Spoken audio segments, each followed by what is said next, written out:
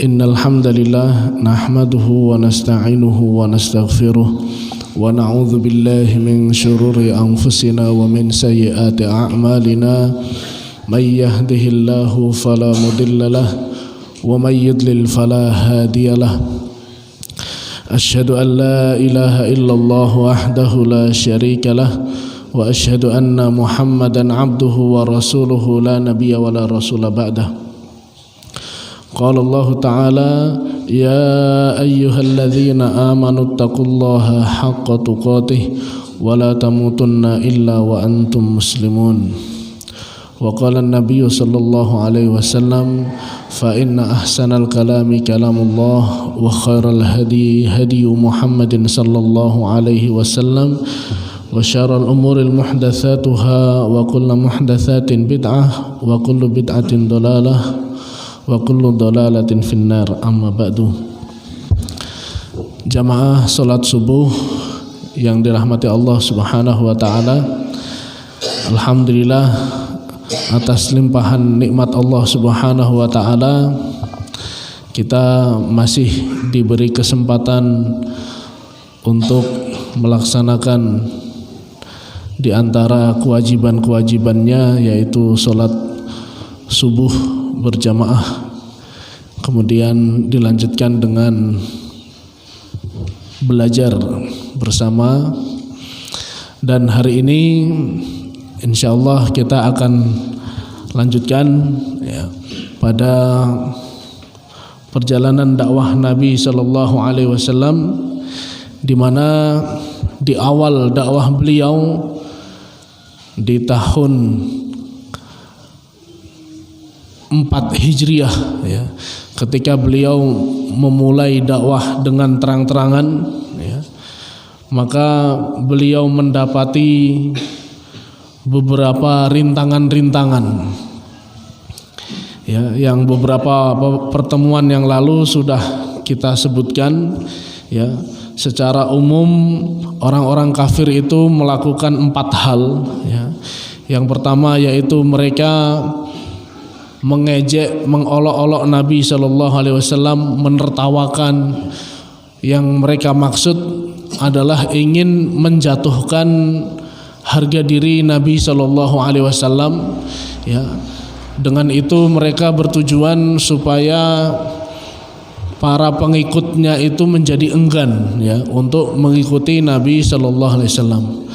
Tapi apalah daya ya, ternyata Nabi kita sallallahu alaihi wasallam menanggapi hinaan, cercaan, makian ya dan lain sebagainya itu ya, beliau hadapi dengan kesabaran, kesantunan ya, sehingga tidak banyak memberikan efek apapun ya, khususnya terhadap diri Nabi sallallahu alaihi wasallam, begitu juga kepada pengikut-pengikutnya. Kemudian cara orang kafir yang kedua adalah ketika pribadi Nabi sallallahu alaihi wasallam itu diserang ya, dijelek-jelekkan, itu gagal, mereka beralih atau mereka sambil dengan cara yang kedua, yaitu apa?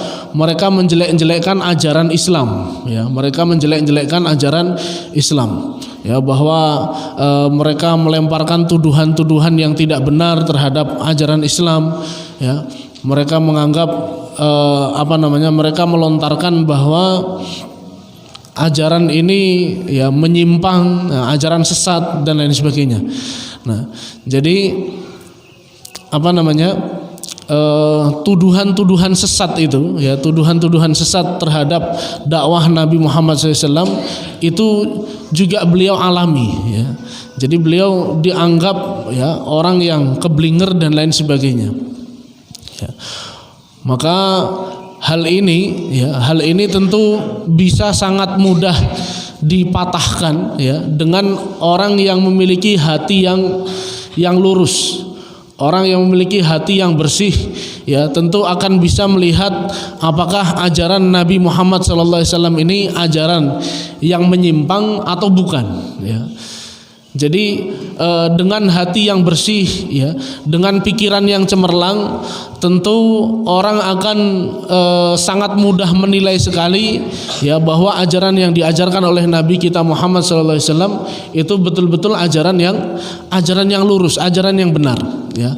Salah satu contoh misalnya, kenapa hari itu orang-orang miskin itu yang banyak menjadi pengikutnya Nabi SAW, mereka begitu mantap untuk mengikuti Islam, ya, karena dalam Islam itu, ya, mengajarkan kesetaraan, ya, artinya apa?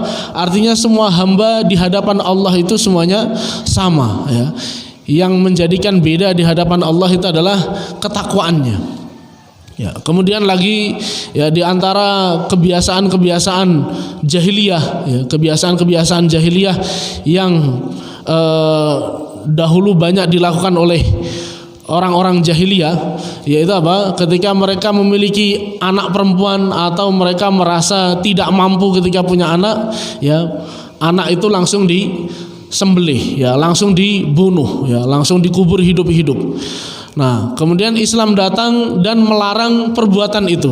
Ya, Islam melarang perbuatan itu dengan alasan apa? Ya, itu tidak berperi kemanusiaan. Ya.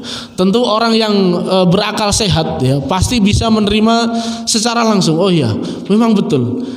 Anak yang baru dilahirkan itu kan memiliki hak untuk apa?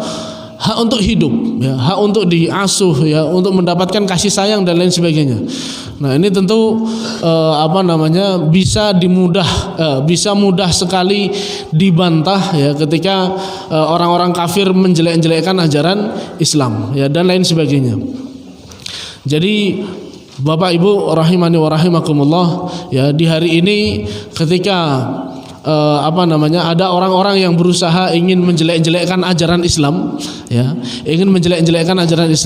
ya, tinggal kita tengok saja, ya, dengan hati yang bersih, dengan pikiran yang cemerlang, ya, pasti kita tidak akan terpengaruh, ya, dengan ejekan-ejekan yang dilontarkan oleh orang-orang kafir tersebut. Ya, jadi ini akan senantiasa berlaku, ya, hambatan orang kafir yang mereka ingin menjelek-jelekkan ajaran Islam, ya, mereka ingin menyudutkan ajaran Islam. Di antaranya hari ini yang banyak dijadikan alasan oleh orang-orang kafir, ya, salah satu saja, walaupun orang kafir kalau mau mereka menolak Islam itu banyak alasan mereka. Nah, salah satu yang biasanya mereka tuduhkan atau mereka tidak sepakat dengan ajaran Nabi itu adalah ajaran poligami, ya, misalnya gitu. Nah, itu ada salah satu Ustadz Mu'alaf, ya, yang beliau luar biasa, ya. Beliau menyangkal kenapa kalian menjelek-jelekkan Nabi Muhammad SAW yang beliau gara-gara beliau berpoligami, beristri lebih dari 1, ya, sampai 9. Nah, apakah kalian tidak ngaca, ya, khususnya yang menyudutkan ini dari kalangan orang Kristen dan orang-orang Yahudi? Apakah kalian nggak ngaca, ya, bahwa nabi kalian itu, maksudnya nabi yang dulu diutus di tengah-tengah Bani Israel itu istrinya jauh lebih banyak dari Nabi Muhammad SAW, ya. Nabi Daud istrinya berapa? 100. Nabi Sulaiman istrinya berapa? 100, ya kan? Terus bapak moyangnya Bani Israel siapa? Nabi Ibrahim. Istrinya berapa? 2. Ya, ada yang menyebut 3.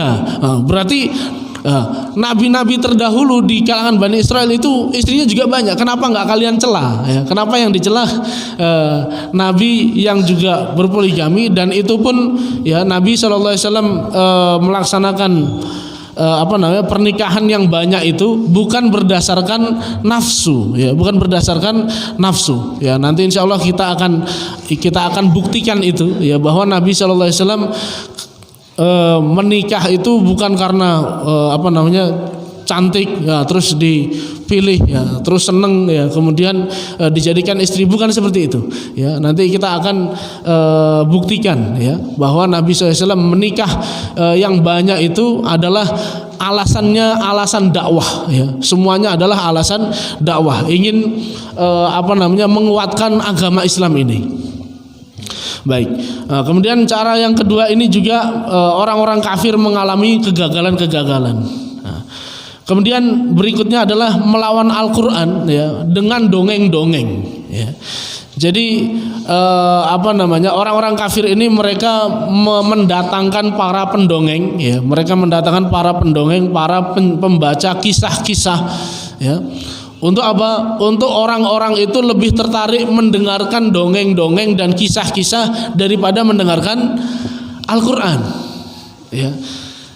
Dan ternyata bagaimana bapak-bapak, ibu-ibu ya, ternyata cara ini ya lumayan ampuh ya, lumayan ampuh, meskipun tidak dapat memadamkan kebenaran Islam ya, tidak dapat memadamkan kebenaran Islam. Nah, maka ya, ini untuk kita semua ya, bahwa hari ini hal-hal yang melenakan kita dari Al-Quran itu jumlahnya begitu banyak ya. Hal-hal yang dapat melenakan kita dari Al-Quran itu jumlahnya begitu banyak.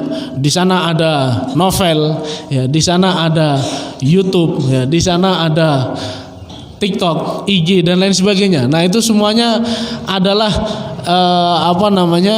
ya, di sisi lain itu kemudahan dari Allah untuk kita mendapatkan informasi, tapi di sisi lain ya orang-orang menggunakan hal itu ya untuk memalingkan hati manusia dari banyak memikirkan ya, merenungi ayat-ayat Al-Quran. Baik, kemudian berikutnya adalah dengan berbagai tawaran ya, dengan menyodorkan berbagai tawaran ya. Kalau orang yang memiliki kedudukan ya, maka diiming-imingi jabatan oleh orang-orang kafir Quraisy ya. Adapun kalau orang yang miskin ya, sudah otomatis langsung mereka mendapatkan siksaan ya. Orang yang kaya itu diiming-imingi jabatan, diiming-imingi harta. Adapun orang yang dari kalangan miskin ya, orang-orang miskin, orang-orang lemah, kalangan budak ya, itu otomatis mereka langsung mendapatkan pukulan, siksaan ya. Bahkan kisah yang sangat terkenal itu adalah sahabat Nabi SAW bernama siapa? Bilal bin Rabah ya, Bilal bin Rabah ya. Ternyata hampir semua budak itu penyiksaannya mirip dengan yang dialami oleh Bilal bin Rabah, yaitu apa? Ya, karena di Arab itu adalah terkenal dengan padang pasir yang panas, gersang, tandus ya, dan banyak batu-batu ya. Tentu mereka menyiksanya dengan dibuang, diterik matahari ya, kemudian diikat, dipukuli, kemudian ditindih dengan batu yang besar ya. Bahkan ada menyebut ketika Bilal itu ditindih batu ya, tangan dan kakinya diikat, itu dipaksa oleh majikannya Umayyah bin Khalaf sambil memukuli wajahnya ya, dia mengatakan apa? Irtad. Murtadlah ya, murtadlah, keluar dari agama Muhammad. Irtad, dijawab apa? Ahad. Irtad, ahad, irtad, ahad. Nah, ini kekokohan keimanan sahabat Bilal bin Rabah ya dalam menghadapi siksaan. Begitu juga siksaan ini dialami oleh sahabat Nabi bernama Ammar ya, Ammar bin Yasir ya, Ammar bin Yasir. Ammar bin Yasir ini lebih menyedihkan lagi ya, karena dia tidak disiksa sendirian, tapi dia disiksa bersama bapak dan ibunya ya. Bapaknya meninggal ya, disiksa sampai mati ya, kemudian ibunya ya itu disebut bahwa ditusuk ya perutnya hingga tembus ya sampai pinggangnya ya, dan pokoknya mengalami siksaan yang begitu luar biasa. Ya, sehingga di waktu penyiksaan itu Ammar bin Yasir ya, dia sampai tidak tahan ya mendapatkan siksaan itu, sehingga dia terpaksa mengucapkan apa yang dipaksakan oleh orang-orang kafir Quraisy ya. Tentu ini murtadnya bukan berasal dari apa? Tidak berasal dari hati ya. Kemudian setelah dia mengucapkan kata-kata yang dikehendaki oleh orang-orang kafir ya, dia datang kepada Nabi SAW dalam keadaan menangis ya. Kemudian Nabi SAW menjelaskan dengan ayat bahwa siapa yang ya dia kufur kepada Allah ya, tapi karena dia dipaksa ya, akan tetapi hatinya tetap dalam keadaan keimanan ya, maka hal itu tidak mengapa ya. Jadi ketika seseorang melakukan kekufuran itu karena dipaksa ya, karena dipaksa, maka kekufuran itu dimaafkan oleh Allah Subhanahu wa taala. Nah, maka sebaliknya apa? Berarti kalau melakukan kekufuran itu bukan karena paksaan ya, maka itu yang mendapatkan murka dari Allah Subhanahu wa taala. Baik. Kemudian berikutnya ya,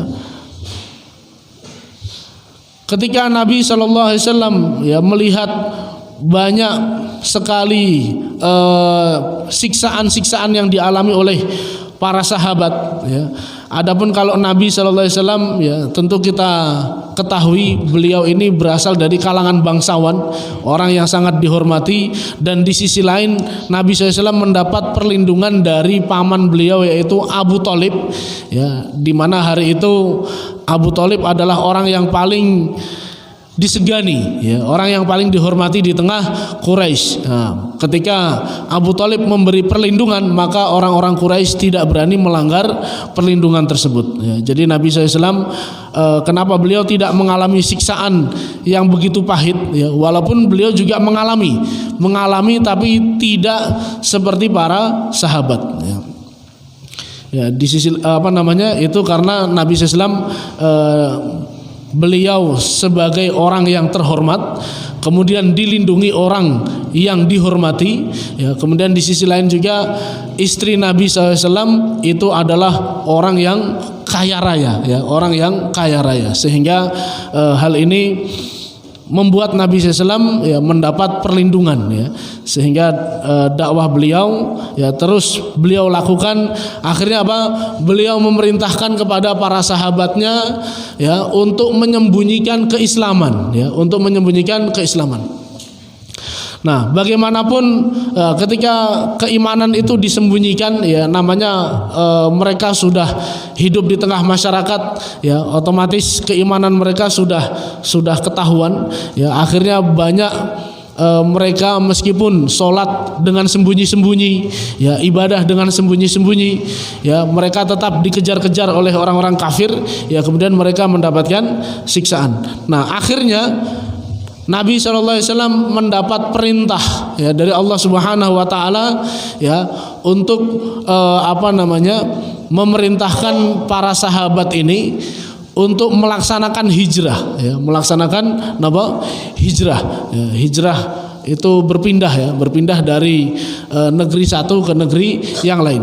Nah, Nabi SAW memerintahkan para sahabat untuk hijrah pertama kali adalah ke negeri Habasyah ya. Kalau hari ini Habasyah itu ada di Ethiopia ya, ada di Ethiopia. Hari ini negara Ethiopia ini masih menjadi salah satu negara muslim ya, dan dibikin miskin ya. Negara Ethiopia itu hari ini negara muslim dan dibikin miskin ya oleh orang-orang kafir. Baik, sama seperti negara Indonesia, negara mayoritas muslim tapi miskin ya. Meskipun hasil buminya sangat melimpah, kaya raya. Nah, ini kan sesuatu yang berbanding terbalik ya. Negerinya kaya tapi penduduknya miskin ya. Sedangkan di Eropa ya, bapak-bapak, ibu-ibu, negara Eropa itu tanahnya miskin ya, tanahnya miskin karena di sana ya ditanami apapun itu ya, bukan ditanami apapun, artinya kekayaan alamnya berbeda jauh sekali dengan tanah-tanahnya ya negeri-negeri kaum muslimin ya. Di sana tanahnya miskin ya, tapi orang-orangnya kaya raya. Nah, ini kan berbanding terbalik ya.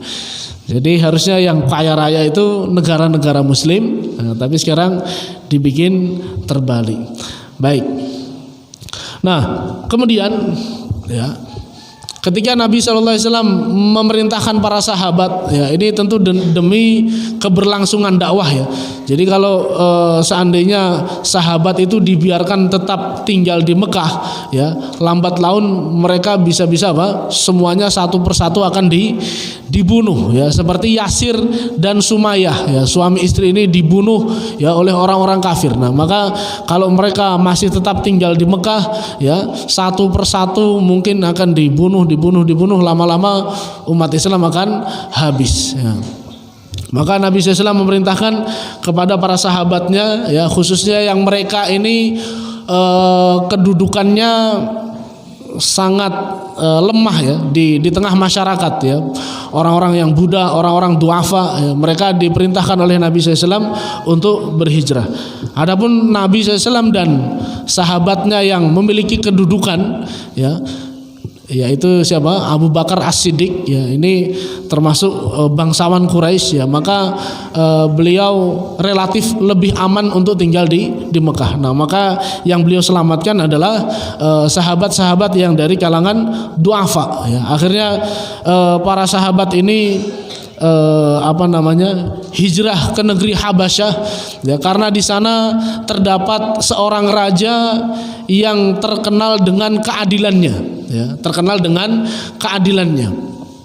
Nah maka bapak-bapak, ibu-ibu rahimani wa rahimakumullah, ya pemimpin yang bisa diandalkan atau pemimpin yang bisa diharapkan adalah pemimpin yang bisa menerapkan keadilan, ya keadilan, karena dengan keadilan itu dia akan membasmi kezaliman, ya dengan keadilan itu dia akan membasmi kezaliman, kejahatan, ketidakadilan, ya dan lain sebagainya,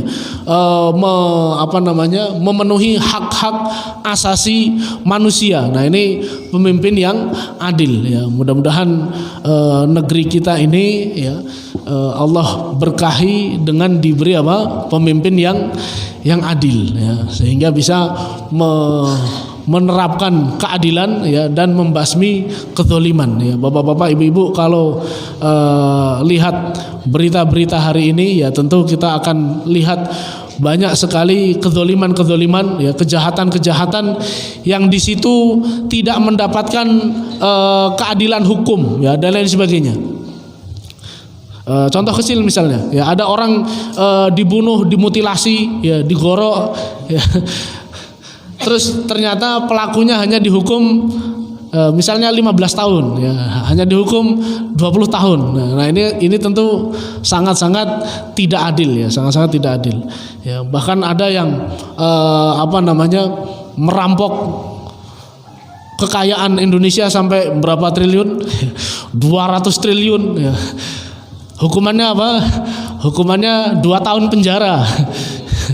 Sedangkan yang mencuri ayam, ya, mencuri indok bebek, ya, mencuri apa lagi? Mencuri hal-hal yang sepele, ya itu malah bisa sampai mati, ya. Dipentungi satu kampung, ya, sampai babak belur, siram bensin, bakar. Harusnya yang kayak gini kan yang nyuri uang 200 triliun, 30 miliar. Tapi hal ini nggak terjadi. Nah ini berarti apa? Belum adanya keadilan, ya, belum terjadi keadilan di negeri kita ini. Nah, maka ini juga jadi PR umat Islam, ya. PR umat Islam bagaimana bisa melahirkan generasi-generasi, ya yang memunculkan pemimpin-pemimpin, ya yang bisa menegakkan keadilan. Nah, Raja Habasyah ini ya dikenal dengan nama Najasyi, ya, Raja Najasyi, ya.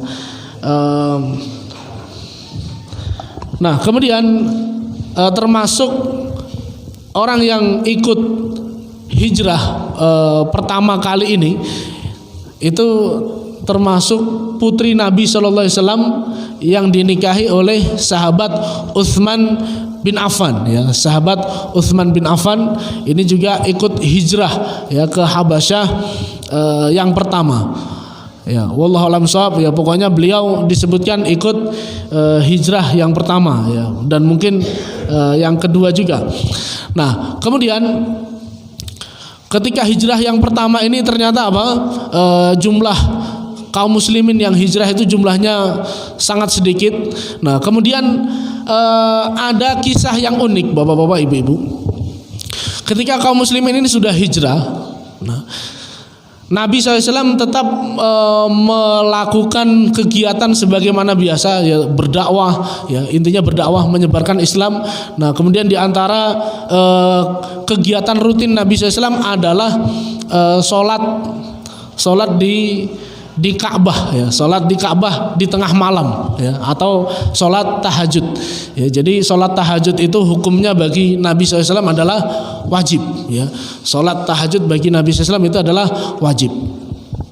Nah, ternyata bapak-bapak, ibu-ibu, ketika Nabi SAW sholat tahajud, ya, dan otomatis orang kafir itu kan tahu, ya, kalau ada seseorang melakukan sesuatu dan itu rutin tiap hari dilakukan, orang pasti akan tahu, oh, nanti jam sekian ada orang di sini, ada orang di sini. Ya, Nabi tiap jam ini, kalau dulu belum ada jam, ya, mungkin waktu tengah malam nanti Nabi di sini. Nah, ternyata bapak ibu, orang-orang kafir itu mereka gimana ya?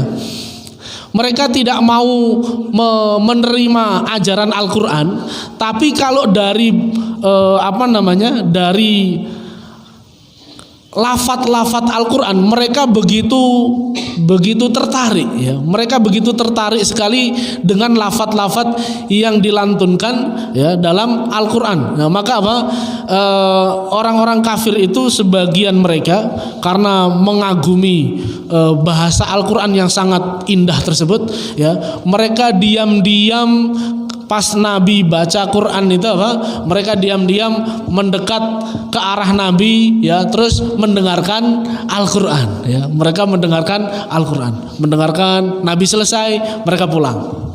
Begitu terus, ya. Ada beberapa orang kafir. Nah, ternyata salah satunya adalah siapa? Salah satunya Abu Jahal. Ya, salah satunya siapa? Abu Jahal. Ya, ternyata Abu Jahal itu juga suka curi-curi dengar, ya, pengen mendengarkan bacaan Al-Quran, ya. Nah, apalagi Abu Jahal orang Arab, Al-Quran dalam bahasa Arab, ya, dengan tingkat sastra yang paling tinggi, ya, yang tidak sanggup dikalahkan oleh penyair manapun, oleh pujangga-pujangga manapun, ya. Kan di dalam ayat Al-Quran, ya, di dalam Al-Quran itu Allah memberi tantangan di awal, ya. Di surah Al-Baqarah awal-awal itu Allah langsung memberi tantangan kepada siapapun. Wa in kuntum fi raibim mimma nazzalna ala abdina fa'tu bisurah, ya, fa'tu bisuratim mim mithlih wad'u syuhada'akum min dunillahi in kuntum shadiqin, ya. Jika kalian itu ragu dengan apa? Dengan kebenaran Al-Quran, ya. Jika kalian itu ragu dengan kebenaran Al-Quran, ya, fa'tu bisuratim mim mithlih, ya sudah, datangkanlah satu surat saja, ya, datangkanlah satu surat saja. Itu untuk apa? Yang sama seperti Al-Quran, ya, sama seperti Al-Quran. Panggillah siapapun kecuali Allah, ya. Dan kalau kalian itu orang yang benar, ya, jika kalian orang yang benar bahwa Al-Quran itu bukan kalam Allah, ya sudah, coba buktikan, ya. Coba buktikan ada nggak manusia yang bisa bikin sama seperti Al-Quran, ya. Kita akan kasih contoh, bapak-bapak, ibu-ibu, ya. Allah Subhanahu wa taala menurunkan surat apa, bapak-bapak, ibu-ibu? Surat Al-Fil, artinya apa? Gajah, ya. Artinya gajah. Ya, tapi meskipun Al-Fil itu surat yang artinya gajah, di situ tidak ada disebutkan pengertian dari gajah. Ya, meskipun namanya surat gajah, tapi di situ tidak ada dalam surat itu menerangkan tentang gajah. Nah, suatu hari bapak-bapak, ibu-ibu, ada orang kafir yang dia salah satu dari para penyair itu mencoba ingin menandingi Al-Quran ya. Di antaranya mereka ingin buat surat Al-Fil ya. Mereka bikin surat, bukan mereka, dia bikin surat Al-Fil ya. Bunyinya gimana Bapak-bapak Ibu-ibu? Coba bisa Bapak Ibu simpulkan kira-kira ini sebanding atau tidak dengan yang Allah turunkan ya. Dia bikin juga surat Al-Fil, bunyinya gini: Al-Fil mal-fil wa ma adraka mal-fil khurtumuhu tawil batnuhu kabir. Nah, apa artinya? Gajah. Tahukah kamu apa itu gajah? Gajah itu hidungnya panjang, perutnya besar, kakinya besar, makannya banyak. Kira-kira apa namanya, bunyi surat kayak gini layak nggak dijadikan sebagai petunjuk kira-kira? Nggak layak. Ini layaknya jadi apa? Lagu anak TK ya kan, lagu anak TK ya, lagu anak TK. Nah, mirip-mirip kayak gitu. Nah, jadi apa namanya, Al-Quran ini ya, dari segi bahasanya saja ya, dari segi bahasanya saja itu orang-orang ditantang oleh Allah Subhanahu wa taala ya, tidak ada yang sanggup ya untuk menandingi gaya bahasa Al-Qur'an. Nah, suatu hari Bapak-bapak Ibu-ibu, Nabi SAW sengaja langsung ya, karena Nabi tahu ada orang yang suka dengerin Al-Qur'an ya, maka dan juga Nabi jadi Bapak-bapak Ibu-ibu, salah satu mukjizatnya Nabi itu adalah Nabi bisa melihat arah belakang ya. Nabi itu bisa melihat arah belakang. Jadi ketika Nabi sholat terus dicuri dengar oleh orang-orang kafir, itu Nabi tahu, oh ternyata ada yang dengarkan. Oh ternyata ada yang dengarkan. Oh berarti ini tertarik dengan Al-Quran. Nah, suatu hari Nabi SAW sengaja langsung datang ketika para pembesar Quraisy, Abu Jahal, Abu Lahab, siapa lagi?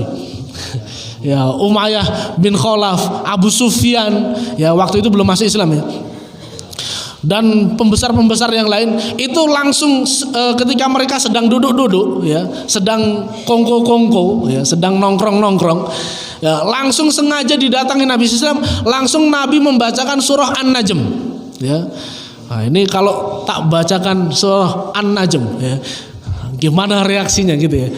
Langsung dibacakan oleh Nabi SAW surah An-Najm. Wan najmi idza hawa ma dhalla sahibukum wa ma ghawa wa ma yantiqu 'anil hawa in huwa illa wahyun yuha 'allamahu syadidul quwa. Wah, ini kan puitis sekali ya.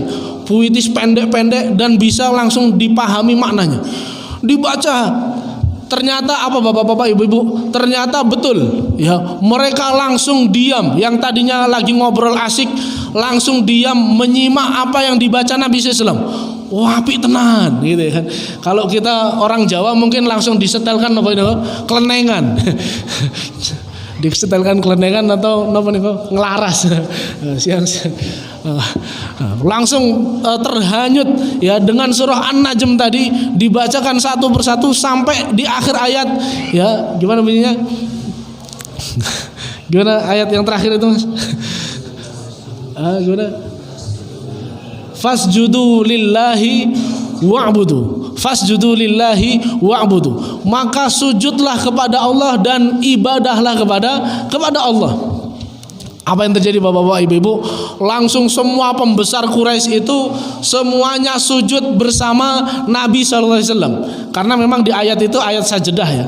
Nabi SAW sujud, kemudian orang-orang kafir yang semuanya itu para pembesar ikut sujud bersama Nabi. Ya, karena terbius ya dengan keindahan Al-Quran. Ya, semuanya ikut sujud bersama-sama. Apa yang terjadi Bapak-bapak Ibu-ibu?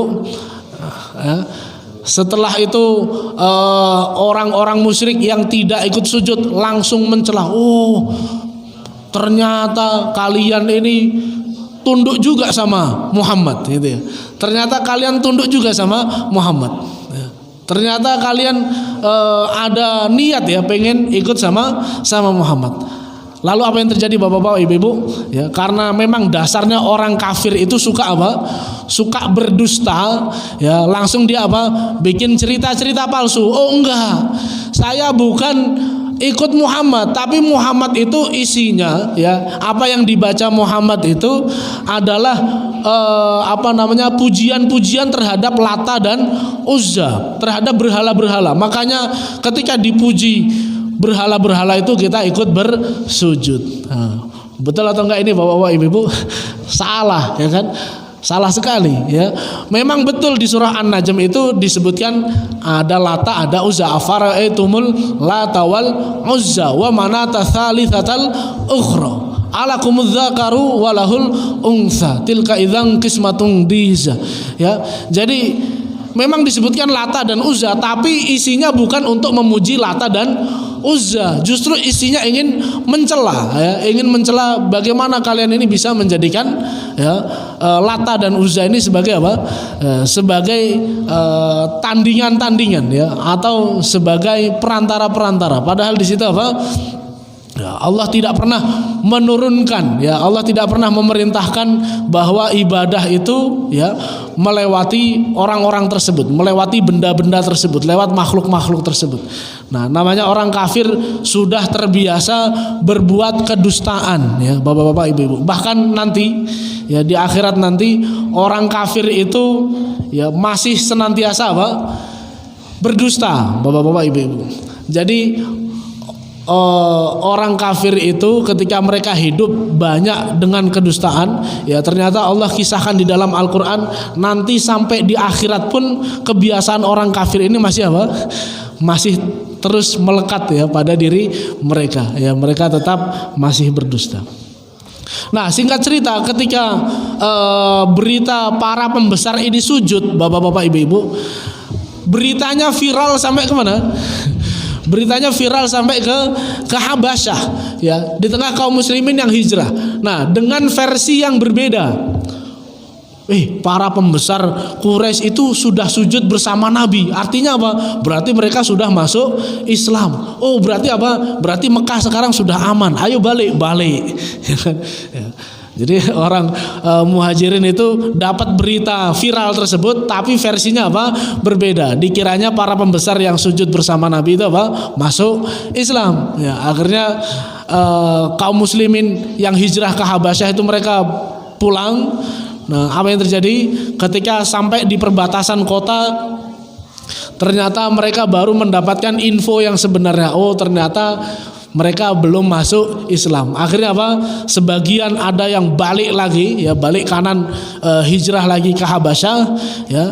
Sebagian kecilnya tetap melanjutkan pulang ke Mekah ya, dan dengan mencari perlindungan ya, karena mereka menganggap masih ada orang yang bisa dimintai perlindungan untuk melindungi mereka dari siksaan orang-orang kafir. Bapak-bapak, ibu-ibu rahimani wa rahimakumullah, jamaah salat subuh ya, yang dirahmati Allah. Kemudian ya, singkat cerita ya, hijrah yang pertama ini kemudian disusul dengan rombongan yang kedua ya, dengan hijrah ke Habasyah yang kedua, yang jumlahnya tentu jumlahnya lebih banyak ya, sampai sekitar 70 kaum muslimin ya, sampai 70 kaum muslimin. Nah, ketika orang kafir melihat orang-orang mukmin ini mendapatkan tempat yang aman dan nyaman ya dalam menjalankan kehidupan agama mereka, tentu orang-orang musyrik sangat murka ya. Mereka akhirnya mengutus dua orang ya, mereka mengutus dua orang yang dua orang ini punya kedudukan dekat ya dengan Raja Najasyi ya. Tujuannya apa? Ingin melobi ya supaya orang-orang muslim ini diusir dari negeri Habasyah ya, dipulangkan ke negeri Mekah ya. Apa tujuan orang kafir, orang muslim ini dikembalikan ke Mekah ya? Tujuannya cuma satu, ingin menyiksa, ingin menguji keimanan ya, ingin merontokkan keimanan orang-orang muslim ini ya, supaya mereka bisa murtad kembali, atau minimal mereka ingin melihat orang-orang muslim ini hidup sengsara ya. Karena orang dengan musuh itu pasti merasa dengki ya.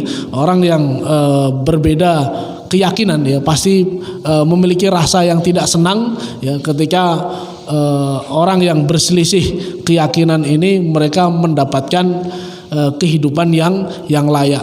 Bapak-bapak, ibu-ibu, jamaah salat subuh rahimani wa rahimakumullah ya, insyaallah kita akan lanjutkan ya pada pertemuan berikutnya ya, sampai pada hijrah yang kedua, hijrah ke Habasyah yang kedua. Nah, bagaimanakah ya tanggapan dari Raja Najasyi ya ketika datang sahabatnya ini untuk meminta beliau ya mengusir saudara-saudara kaum muslimin. Wallahu a'lam bishawab ya, kita cukupkan pada kesempatan pagi hari ini. Wallahu a'lam bishawab. Aku qouli hadza astaghfirullah li wa lakum fastaghfiruhu innahu huwal ghafurur rahim. Wassalamualaikum warahmatullahi wabarakatuh.